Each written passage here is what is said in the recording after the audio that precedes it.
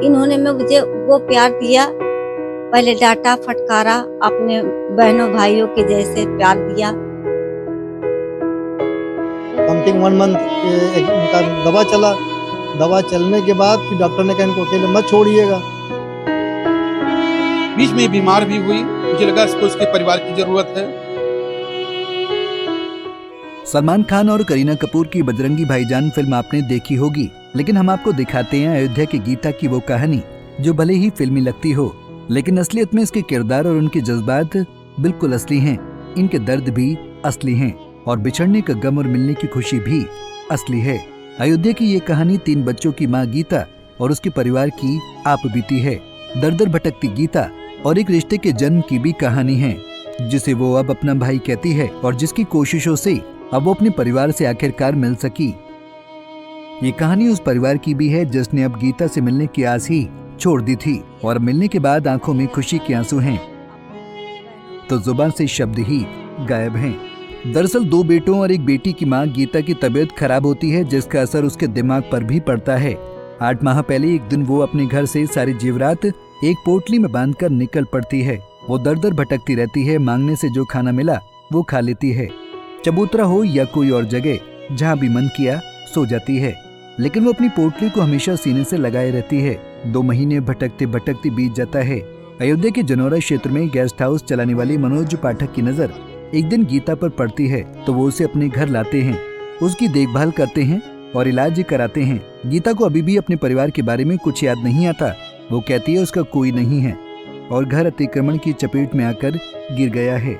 धीरे धीरे विश्वास का धागा मजबूत होता है तो वो अपने जेवरात की पोटली भी मनोज को दे देती है, लेकिन परिवार के बारे में उसे अभी भी कुछ याद नहीं आता। गीता के वोटर कार्ड और उसकी फोटो खींचकर मनोज लगातार उसकी तलाश करता है और बजरंगबली के दिन यानी मंगलवार को महीनों बाद आखिरकार उसकी यह तलाश पूरी हो जाती है। उम्मीद के कमजोर धागे को पकड़े हुए परिवार को गीता से मिलने के बाद इतनी खुशी मिलती है कि आंखों से खुशी के आंसू बहने लगते हैं, लेकिन होठों से शब्द बड़ी मुश्किल से निकलते हैं। घर जाते समय गीता को उसके जेवरात भी दे दिए जाते हैं, लेकिन घर जाने के पहले गीता जिद कर बैठती है कि उसके भाई उसे घर तक छोड़ने जाए। वही भाई जो उसको अचानक मिले, जिन्होंने न सिर्फ उसको अपने परिवार से मिलाया बल्कि एक बार फिर उसके जीवन को रोशन कर दिया।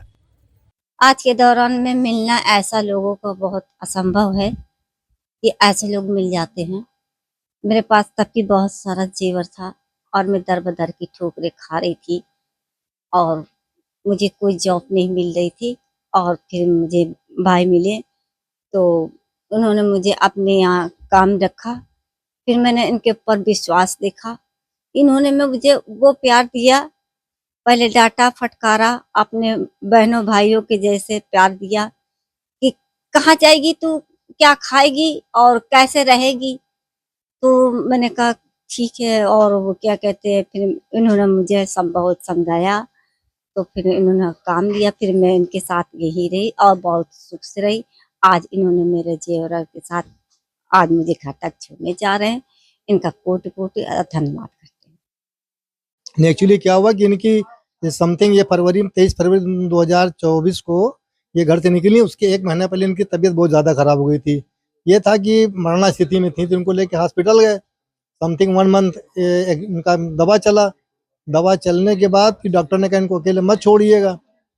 फिर धीरे धीरे नॉर्मल हो गई। नॉर्मल होने के बाद फिर हम लोग अपनी जॉब पे निकल गए। घर में अकेले पड़ गई और बिना बताए घर से निकल गई। लेकिन आज जब मैसेज मिला कि मिल गई हैं तो बहुत खुशी हो रही कि हमारा जो 8 महीने का प्रयास है वो सफल हो गया। इसके लिए पाठक जी को लाख लाख धन्यवाद देते हैं। हो सकता है कि मैं भी पति से झगड़ा हुआ हो या ऐसी कोई बात हुई हो, उससे ऐसा हुआ हो, तो मेरी खोज जारी रही।